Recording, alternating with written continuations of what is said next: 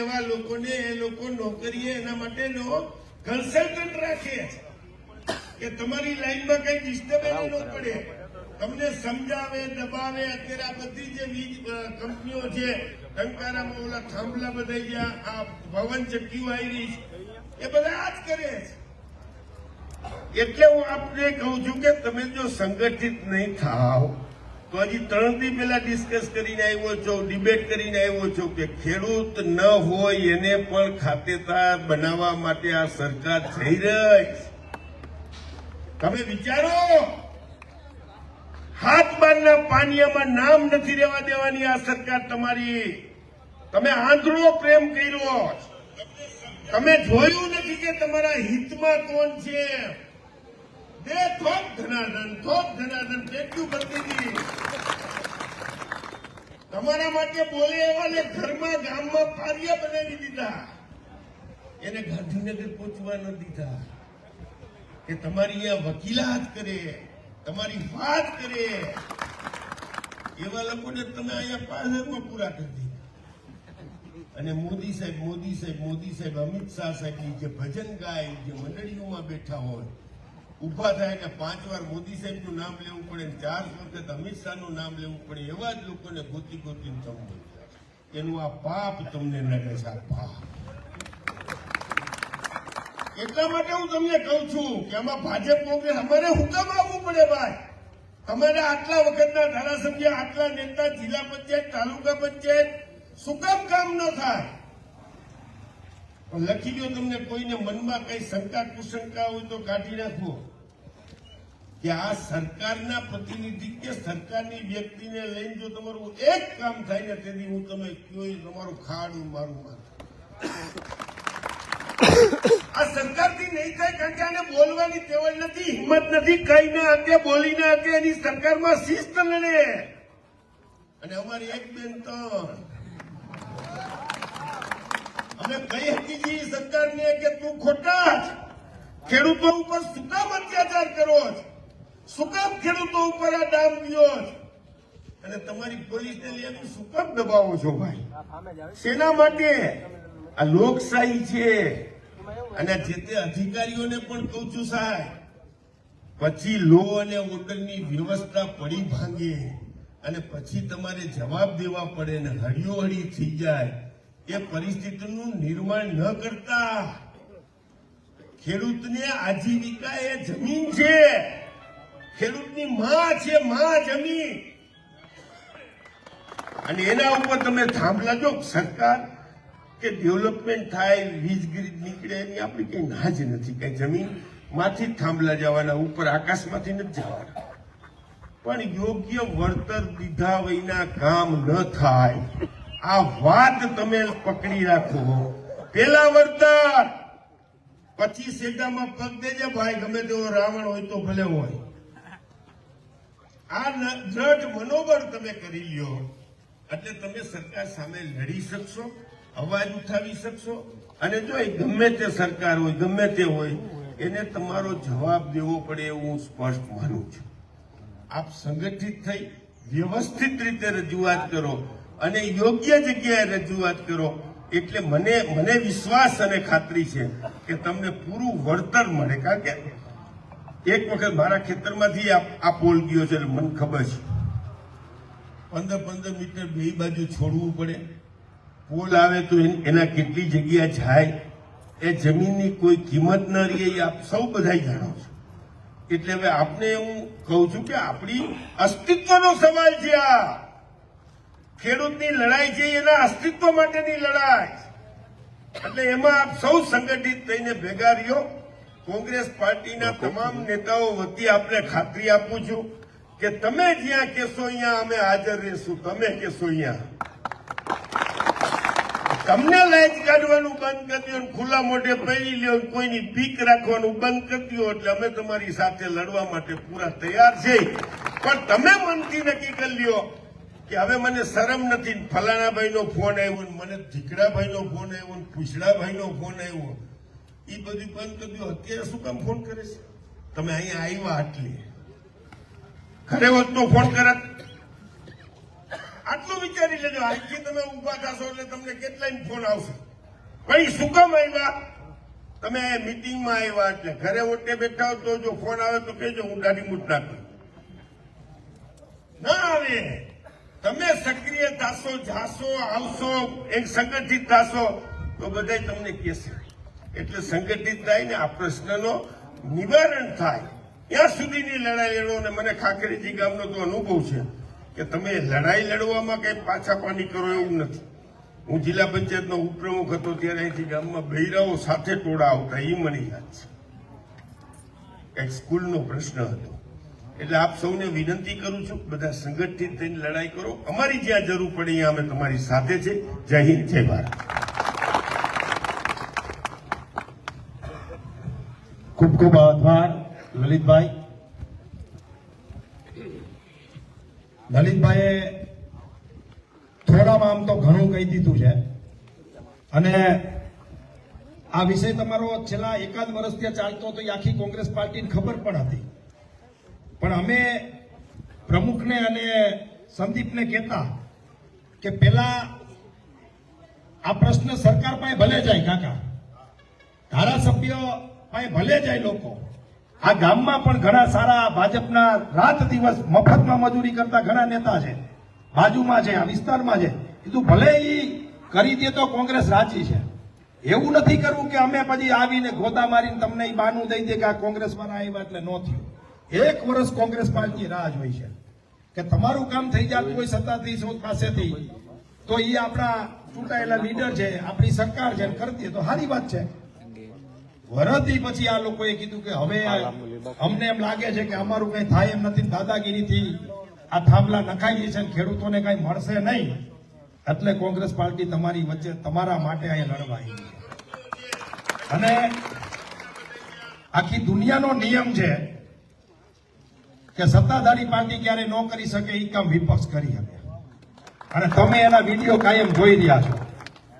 એટલે હવે પાલભાઈ આપણી વચ્ચે છે, આપણા કિસાન મોરચા કોંગ્રેસના પ્રદેશ અધ્યક્ષ ઠેઠ દ્વારકાથી આપણી વચ્ચે આવ્યા છે.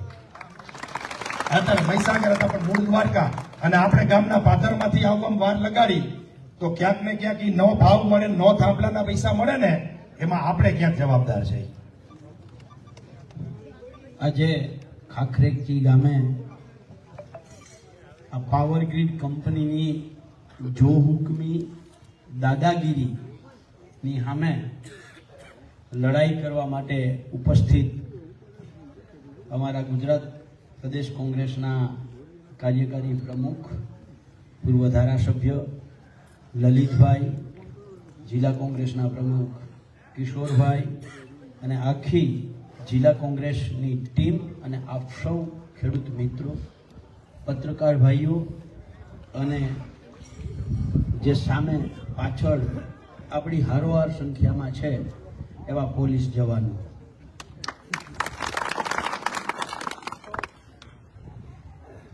મિત્રો હું મનોજભાઈએ કહ્યું કે દ્વારકાથી આવું છું. દ્વારકાથી નથી આવતો, મારું વતન દ્વારકા છે. હું અત્યારે ગઈકાલે સાંજે હું અને જિગ્નેશ મેવાણી મહીસાગરના કડાણા તાલુકાના ડીટવાસ ગામ, રાજસ્થાન અને ગુજરાતની બોર્ડર ઉપર, એટલે ગુજરાતનું છેલ્લું ગામ, ત્યાં હતો. રાત્રે 2 વાગે ઉઠી એકલો ડ્રાઇવિંગ કરી. કાલે કિશોર કાકાનો ફોન આવ્યો કે આવવું જ પડશે. અહીંયા તમારી વચ્ચે આવ્યો છું. ખેડૂતો માટે કાયમ લડું છું. ખેડૂતોની વચ્ચે હું જાઉં છું ત્યારે ભાષણ નથી કરતો. તમને પૂછી લઉં, ભાષણ કરું કે સાચી વાત કરું? નહીં, મોજ આવે એવી કરવી હોય તો નરેન્દ્રભાઈ સાંભળવા પડે. સાચી વાતમાં કડવું આવે. હું તમને કોઈને ઓછા છો, કેમ આટલી સંખ્યા છે, આવો મારો કોઈ સવાલ નથી. આટલા છે, માથા બરાબર છે. અને આટલા મજબૂતાઈથી, મક્કમથી આ કંપની સામે જો લડવા તૈયાર થાય કંપની કેટલા નિયમો તોડે છે અને થાંભલા ઊભા કરે છે. નિયમો તો બેયને લાગુ પડે, ખેડૂતને લાગુ પડવા જોઈએ, કંપનીને નિયમો લાગુ પડવા જોઈએ. 18 કાયદાઓ લાગુ પડે છે. પીએફ, લેબર, ટ્રેનિંગ ત્યાંથી ચાલુ કરી અને કંપનીએ અલગ અલગ 18 કાયદાઓનું પાલન. હે?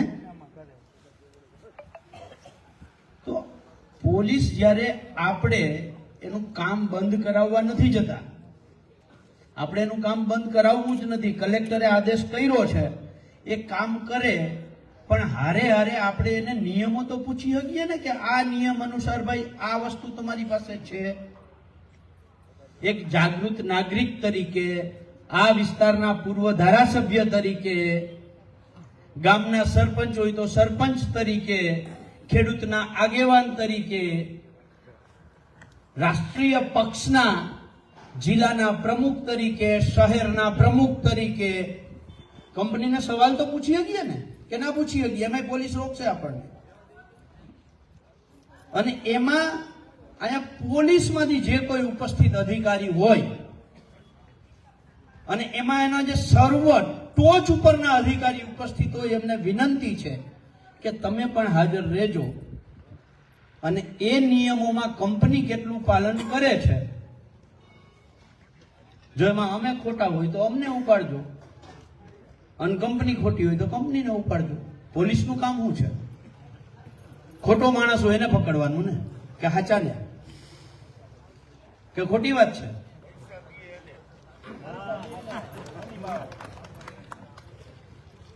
એટલે મારી આપ સૌને એક વિનંતી છે, આ પરિસ્થિતિનું નિર્માણ થાય છે એની પાછળનું કારણ આપણી જાગૃતિનો અભાવ છે, આપણામાં જ્ઞાનનો અભાવ છે.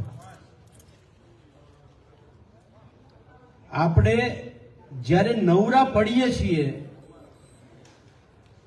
ત્યારે કેટલા એવા વિડીયો જોઈએ છીએ કે જે કંઈ કામના નથી, કેટલી એવી ગેમો રમીએ છીએ કે જે કંઈ કામની નથી.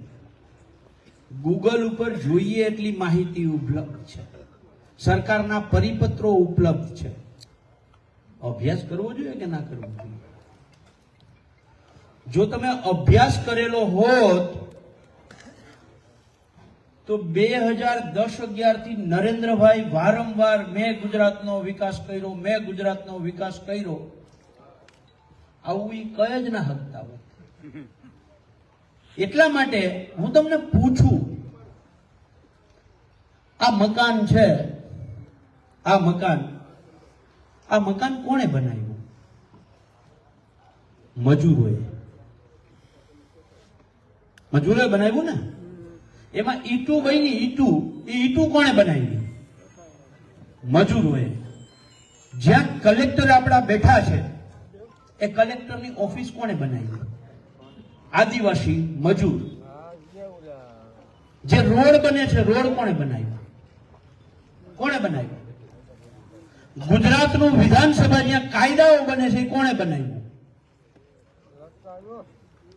આખું દેશ જે અન્ન ખાય છે એના પોલીસ વાળા આપણી ઉપર અત્યારે જે લાકડી વાપરવાના છે એને એનર્જી કોણે આપી? આપણે ખેડૂતોએ અનાજ પૈકું. એટલે જો ખેડૂતો અનાજ ન પકવતા હોત, આદિવાસી મજૂરો આ બિલ્ડિંગો, રોડ, રસ્તાઓ બનાવતા ના હોત તો નરેન્દ્રભાઈ કેવાનો વિકાસ કરત? તો વિકાસ કોણે કર્યો દેશમાં? ખેડૂતોએ, મજૂરોએ, ગરીબોએ, આણે વિકાસ કર્યો છે. આપણું લોહી અને પરસેવો આ દેશના વિકાસમાં છે.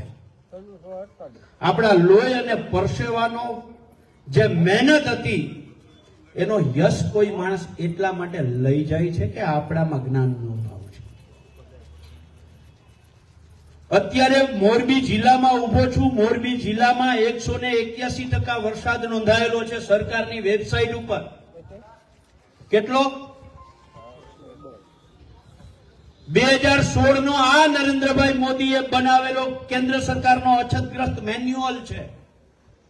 આ મેન્યુઅલ એમ કહે છે કે ±40% વરસાદ થાય તો લીલો દુષ્કાળ અથવા સૂકો દુષ્કાળ થાય. 181% ને 140% થી વધારે કહેવાય કે ઓછા? તો 140% થી વધારે વરસાદ છે. મોરબી જિલ્લામાં લીલો દુષ્કાળ જાહેર કર્યો. શું કામ નથી કર્યું? આપણામાં અજ્ઞાનતા છે.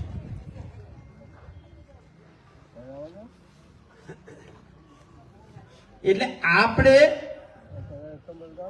દેશનો વિકાસ સમજીએ છીએ. જ્યાં નરેન્દ્રભાઈ બોલે છે વાસ્તવમાં એના દોસ્તનો વિકાસ થાય છે, દેશનો નહીં. એના દોસ્તનો, અદાણી સાહેબનો વિકાસ થાય છે. આપણે આગળથી બધું લઈ લઈને ક્યાં જાય છે? એના દોસ્ત પાસે. અને આ લાઈન નીકળે છે એ કોના માટે નીકળે છે? કોના માટે નીકળે છે? સંભળાણું નહીં. કોના માટે? એના દોસ્ત અદાણી માટે આ લાઈન નીકળે છે. કારણ કે કચ્છમાં જે પાવર પ્રોજેક્ટ આવે છે ને, એ પાવરને આગળ પહોંચાડવો છે. 22 જાન્યુઆરી 2024, 22 જાન્યુઆરી જ ને રામ? કે મારી ભૂલ થઈ છે? એટલે હવે તો મને કિશોર કાકા ફોન આવે ને ખેડૂતોના તકલીફ લઈને, તો હું એમ કહું છું કે 22 જાન્યુઆરી 2024 થી દેશમાં રામ રાજ્ય આવી. જે કઈ તકલીફ પડે, ધરારથી થાંભલા નાખે, ધરારથી તાર ખેંચે, તો ભગવાન શ્રી રામનો પ્રસાદ સમજી અને માથે ચડાવી લેવાનો. કે ખોટી વાત છે? જ્યારે રામ રાજ્ય હોય, રામ રાજ્યને આપણે માનતા હોઈએ, જ્યારે અયોધ્યામાં રામ બિરાજ્યા, ત્યારે આપણા ગામમાં રામ મંદિર હતું એને ભૂલી અને ગામે ગામ ફુલેખા કાઢ્યા. મને એનો વિરોધ નથી. હું હિન્દુ છું, હિન્દુનો દીકરો છું. પણ રામના નામે આપણી બધી જ પીડાઓ ભૂલી જવી, એ કેટલા ટકા વ્યાજબી છે?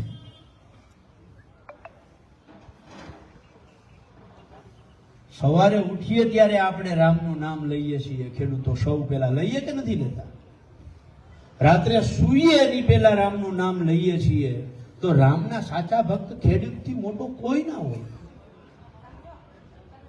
ઈ ખેડૂતોની હાલત જો આવી હોય તો પછી બીજાની હાલત શું હોઈ શકે? પ્રશ્નો અનેક છે. કદાચ સાંજના 5 વાગ્યા સુધી આવી જ રીતે હું બોયલા રાખું, પ્રશ્નો ખૂટવાના નથી. એનું નિરાકરણ જે છે એ છે કે ખેડૂતની એકતા થવી જોઈએ. હું અત્યારે તમારી સામે કોંગ્રેસનો કિસાન સેલનો પ્રદેશ પ્રમુખ છું, પણ આ બધા જ કોંગ્રેસના આગેવાનો છે ને એમની ઉપસ્થિતિમાં કહું છું કે મારો જન્મ કોંગ્રેસના ઘરે નથી થયો. ભલે મારા ઘરના વિચારધારા બાપ દાદાથી કોંગ્રેસી હોય, પણ તેમ છતાંય મારો જન્મ ખેડૂતના ઘરે થયો છે. મારી પહેલી ફરજ છે એ કોંગ્રેસ પ્રત્યે ના હોય, મારી પહેલી ફરજ છે ખેડૂત પ્રત્યે હોય. તમે બધા જ એક માર્ક કરજો. જો આ પ્રશ્નનું નિરાકરણ લઈ આવવું, આની કાયમીના પ્રશ્નોનું નિરાકરણ લઈ આવવું હોય તો એકદમ સરળ રસ્તો તમારી સામે આપીને જાઓ. માની જો કે અહીંયા ગ્રામ પંચાયતની ચૂંટણીથી ચાલુ કરી અને સંસદની ચૂંટણી સુધી દરેક ગામમાં, ગુજરાતના દરેક ગામમાં નક્કી કરેલા લોકો હોય છે. 5, 7, 15, 20. એ લોકો જયારે ચૂંટણી આવે ને ગ્રામ પંચાયતની હોય તો 6-7 મહિનાથી ના હોય. સાચી વાત કે ખોટી વાત? પછી તાલુકા પંચાયતની તો 3 મહિના, વિધાનસભાની હોય તો 1.5 મહિના, સંસદની હોય તો 15-20 દિવસ, ખાધા પીધા વગર, રાત દિવસ જોયા વગર આ 20 જણા છે એ સતત પ્રયત્નશીલ હોય છે. એનો પક્ષ નક્કી નથી હોતો. એક વખત આ પક્ષમાં હોય, બીજી વખત બીજા પક્ષમાં હોય છે. પણ એ 20 જણા જે છે એ ગામને એવું ચક્રાવે ચડાવે, એવું ચક્રાવે ચડાવે કે ગામ છે એ પછી આવતા 5 વર્ષ સુધી ભેગું જ ના થાય. સાચી વાત કે ખોટી વાત? આ 15-20 જણાને કાં તમે ઓળખી જાઓ અને કાં એ 15-20 જણાને કયો કે ભાઈ ચૂંટણીમાં જેમ તું દિલથી કામ કરતો હતો ને એવું ને એવું આમાં કામ કરને આખા ગામને બંધ કરાવ.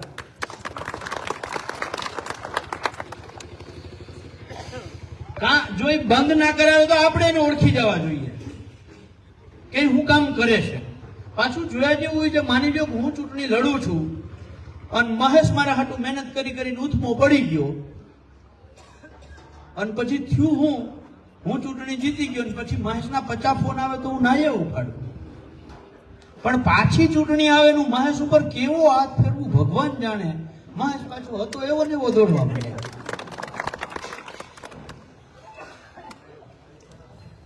એટલે આ વસ્તુ આપણે સમજવાની જરૂર છે. ગામમાં આ 15 જણા જે છે ને એને ઓળખી લઈએ એટલે ગામની એકતા થઈ જાય, ખેડૂતની એકતા થઈ જાય અને લડાઈ માટે ક્યારેય કોઈને અવાજ ના કરવો પડે. હું એમ કહું છું કે 15-20 જણા છે એને આપણે ના નથી પાડતા. એને કહીએ છીએ કે તમે જ્યાં લડતા હતા ત્યાં જ લડજો, જે પક્ષમાં લડતા હતા ત્યાં જ લડજો.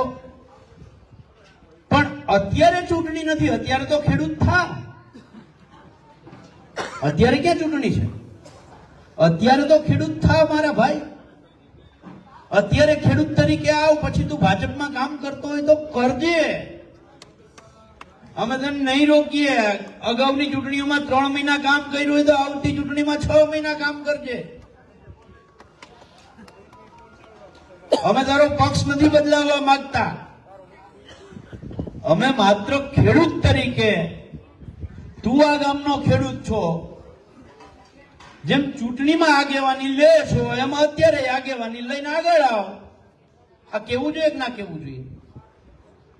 આપણે ઈ નથી કહેતા. એની જગ્યાએ ઈ આપણને ફોન કરીને એમ કહે છે કે ત્યાં કઈ છે નહીં, હવે જાતા નહીં. ઓલું પાલું આવે છે માંથી દ્વારકાથી, કઈ નથી. કે નથી કહેતા. એને જવાબ તમારે દેવો જોઈએ. આ જવાબ દેવાની શરૂઆત એસપી, કલેક્ટર ને અધિકારીઓની બધા પછી આવે. પહેલા નંબરે આપણા ગામની અંદર જે માણસ રોકે છે ને ખેડૂતની બાબતમાં, એને પહેલા જવાબ દેવાની આપણી ફરજ છે. જો જવાબ દેતા આપણે થઈશું તો આપણે આવનારા દિવસોમાં કલેક્ટરને પણ કહી શકશું કે સાહેબ તમે સેવક છો, માલિક નથી. માલિક તો અમે છીએ. માલિક કોણ છે? આ મારા હાથમાં ભૂંગરું છે, આ લીધું હશે ત્યારે એને ટેક્સ દીધો હશે. મેં શર્ટ પહેર્યો, એ શર્ટ મેં લીધો એમાં મેં ટેક્સ ચૂક્યો છે. ઘડિયાળ પહેરી એમાં મેં ટેક્સ ચૂક્યો છે. સામે કેમેરામેન ઊભા છે, એને જે કેમેરા લીધા છે એમાં એને ટેક્સ ચૂક્યો છે. અને આ ટેક્સ ચૂકવીએ છીએ એમાંથી એનો પગાર થાય છે. તો પગાર કોણ આપે છે? આપણે. અને પગાર કોણ લે છે? માત્ર અધિકારી નહીં, ધારાસભ્ય પણ સેવક છે. એને આપણે લાખ રૂપિયા પગાર દઈએ છીએ. મુખ્યમંત્રી પણ સેવક છે, એને આપણે પગાર ચૂકવીએ છીએ. હું તમને પૂછું છું, પગાર લેતા માણસને શું કહેવાય? શું કહેવાય? અવાજ નથી આવતો. પગાર લેતા માણસને શું કહેવાય? જ્યારે સેવકો માલિક બનવા નીકળે ને ત્યારે માલિકોએ ઓકાત દેખાડવાની જરૂર છે. બસ આપણે આ જ્ઞાન નથી. હું જે કહેતો હતો ને કે જ્ઞાનનો અભાવ છે. આ જ્ઞાન હોવું જોઈએ કે હું માલિક છું. આપણે માલિક પણ ખોઈ ચૂક્યા છીએ. એ માલિક પણ પાછું લઈ આવવું હોય તો આપણે કહેવાની આંખમાં આંખ નાખીને કહેવું પડે. જેમ જામનગરના કલેક્ટર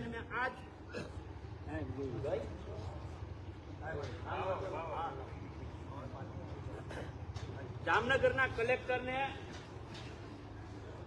જ્યારે આ જ વિન્ડ ફાર્મના પ્રશ્નોને લઈ અને રજૂઆત કરવા ગયો ત્યારે વધારે બોલતા હતા ત્યારે મેં એમ કહ્યું, સાહેબ તમે જવાબ દેવા બંધાયેલા છો, તમે મારો ટેક્સ લ્યો છો, મારા ટેક્સમાંથી પગાર લ્યો છો અને હું માલિક છું.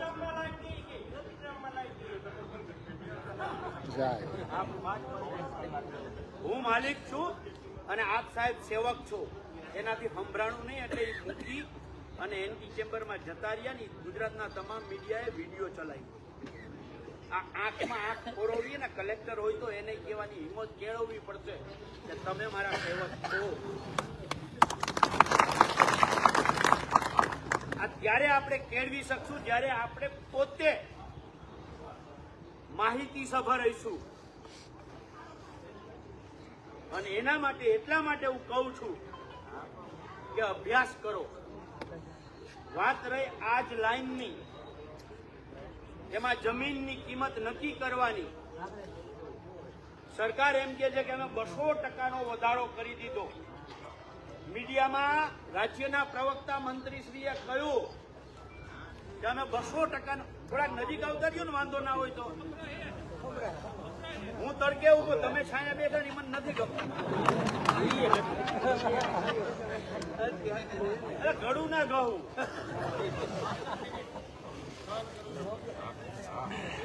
મને ભલે સહન કરે.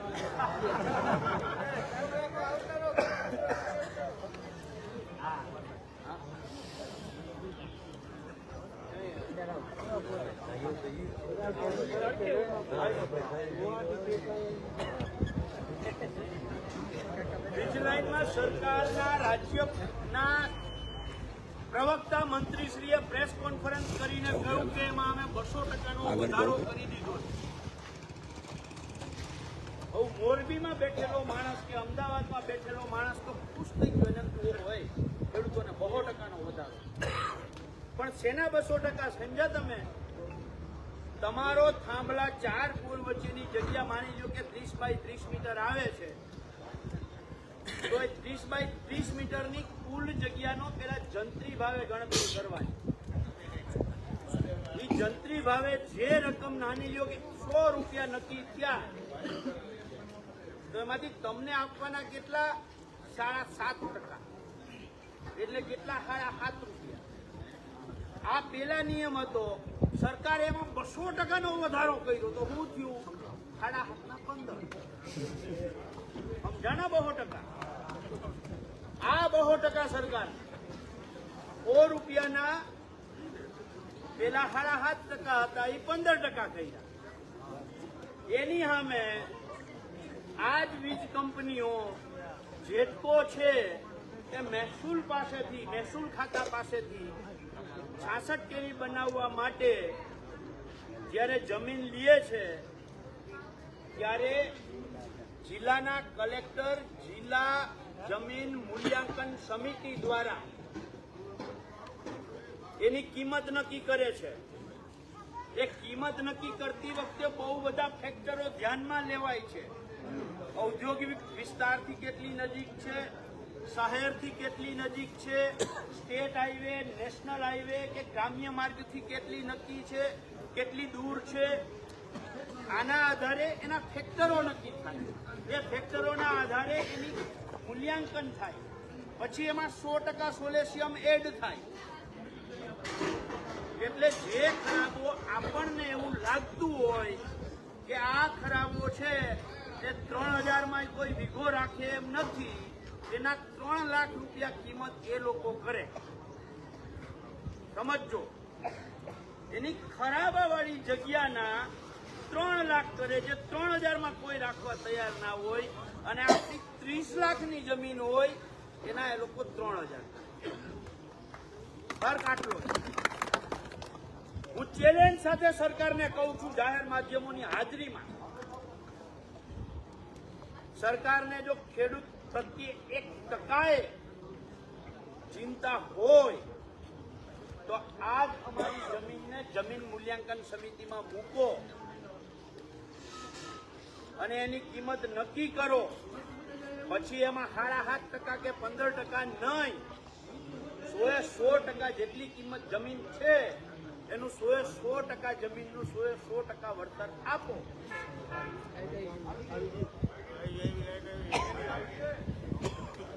હાલો, જો આ થાય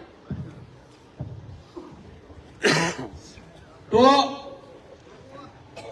ઓછામાં ઓછું કોઈ પણ ખેડૂતને 30 બાય 30 મીટરમાં ખાલી થાંભલો, આ તો 765 કેવી લાઈન છે ને, એટલે 68 મીટરનો લગભગ કોરિડોર આવતો હશે. હા, 67 મીટરનો કોરિડોર આવે છે. મીટરના ઓછામાં ઓછા 3000 રૂપિયાથી નીચે ન આવે. જો આ જમીન મૂલ્યાંકન સમિતિને જો કિંમત નક્કી કરવાનું કીએ અને એમાંથી પછી 7.5% કે 15%માં નહીં પડવાનું. તમામ એટલા માટે કે અમારી જમીનની કિંમત ઘટે છે. તમે આ થાંભલો ઉભો કરો છો, પછી મારી જમીન માની લો કે મનોજભાઈને અહીંયા ફેક્ટરી કરવા માટે લેવી છે, તો મનોજભાઈ મારી જમીન નથી લેવાના. શું કામ નથી લેવાના? તા કે એને નથી થવાની. એટલે મારી જમીનનું તો મૂલ્યાંકન ઘટ્યું છે. એટલે મારી જમીનનું એક બાજુ તમે મૂલ્યાંકન ઘટાડો છો અને બીજી બાજુ તમે એમ કહો છો કે 7.5% પકડ અને હાલતો થા, અને એ જંત્રીના ભાવે. આ તે ક્યાંનો ન્યાય? એટલે આપણે સરકારને કહીએ છીએ કે જો તમારે અમારા ખેતરોમાંથી તમારા દોસ્ત માટે એને ઉત્પન્ન કરેલી વીજળીને આમ વડોદરા પહોંચાડવી હોય તો અમને જમીન મૂલ્યાંકન સમિતિ દ્વારા કિંમત નક્કી કરીને આપવામાં આવે. નંબર 1, જંત્રી મુજબ નહીં. નંબર 2, જો એ ના કરવું હોય તો માસિક અમને 50,000 થી લઈ, કારણ કે એના થાંભલાના પ્રકાર A, B, C અલગ અલગ છે, માસિક 50,000 થી લઈ અને 2 લાખ સુધી ભાડું આપતા જાઓ. અમને વાંધો નથી. દર વર્ષે એમાં જે મોંઘવારી વધે છે એ પ્રમાણે ભાડામાં વધારો કરો. તમે તમારી રીતે નિર્ણય કરી લ્યો અને કહી દો કે આ અમારા કલેક્ટરનો હુકમ છે ને તમે જાઓ. ત્યારે અહીંયા બેઠેલા સરકારના પ્રતિનિધિઓ તરફથી આવેલા પોલીસના મિત્રોને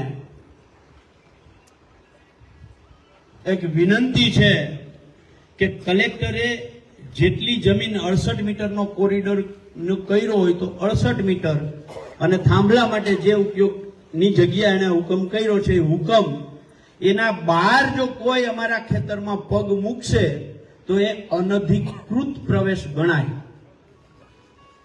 માની લ્યો કે આ કેમેરામેનનો જો ઊભું છે ને ઘોડી, એ થાંભલાની જગ્યા છે, એની બહાર એ તાણીઓ આમ કરીને ખોડવા જાય ને તો એ અનધિકૃત પ્રવેશ છે.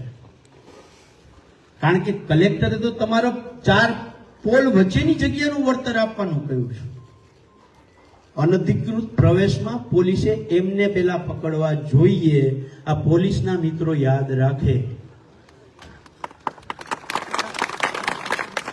મારા ખેતરનો હુકમ કર્યો છે, અહીંયાથી 1, 2 અને 3 ખેતર આગળ બીજા અમારા કાકા બાબા ભાઈઓના છે. આ ખેતરમાં આવવા માટે એને જે રસ્તાનો ઉપયોગ કર્યો છે, આ રસ્તાના ઉપયોગ માટે મારા કાકા બાબાના ભાઈઓ સાથે એને પરામર્શ કરી હોય, વપરાશી હક એને લીધો હોય તો એ લોકો અંદર આવવા દે. જો વપરાશી હક આપ્યો ન હોય તો એ પ્રવેશને અનધિકૃત પ્રવેશ ગણાય. પોલીસ એમને પકડવાની હિંમત કરવી જોઈએ. કરવી જોઈએ કે ના કરવી જોઈએ? કલેક્ટરે મારા ખેતરનો હુકમ કર્યો છે, સમજો. કોના ખેતરનો હુકમ કર્યો છે? મારા ખેતરનો. કઈ મારા પાડોશીનો હુકમ થોડો છે. અથવા તો હુકમ લઈ આવો કલેક્ટરનો, એનો જાવ. કલેક્ટરે 50 મીટર 50 બાય 50 મીટરનો હુકમ કર્યો છે. 50 મીટર બહાર તાણિયો ખોળવો છે, એ મારે 5 રૂપિયામાં ખોળવા દેવો, 50 રૂપિયામાં ખોળવા દેવો, 5000માં ખોળવા દેવો, 50 લાખમાં ખોળવા દેવો, એ તો મારો સ્વતંત્ર અબાધિત અધિકાર બંધારણે મને આપ્યો છે. આ તાણિયો ખોળવા દેવો કે ના ખોળવા દેવો એ મારો અબાધિત અધિકાર છે. અથવા તો એના માટે ફરીથી કલેક્ટર આગળ જાઓ, નવો હુકમ લઈ આવો. તમે કલેક્ટરના હુકમની જ વાત કરો છો તો અમે હુકમની વાત કરીએ છીએ. જાઓ, ફરીથી જાઓ, હુકમ લઈ આવો કલેક્ટર આગળ. મને ફરી કલેક્ટર બોલાવશે, હું જવાબ દઈશ. એટલે કહું છું અભ્યાસ કરવો જરૂરી છે. કેટલી બાબતો છે, અરજીઓ આપણે તૈયાર રાખીએ. જેના ખેતરમાં જવાનું છે, જે બીજા રસ્તાઓના ઉપયોગ કરે છે, એની અરજી તૈયાર રાખીએ મનોજભાઈ, કે અનધિકૃત પ્રવેશ બદલ પેલા આમની ધરપકડ કરો. ખોટા રસ્તાએથી પ્રવેશ કર્યો હોય તો એ અનધિકૃત પ્રવેશ છે એ બદલ એમની ધરપકડ થવી જોઈએ, પછી આપણને અટકાવે. આભાર. જય જવાન, જય કિસાન. આપણે છે ને આ રાતે પાલભાઈ એક કથાનું આયોજન કરી નાખીએ.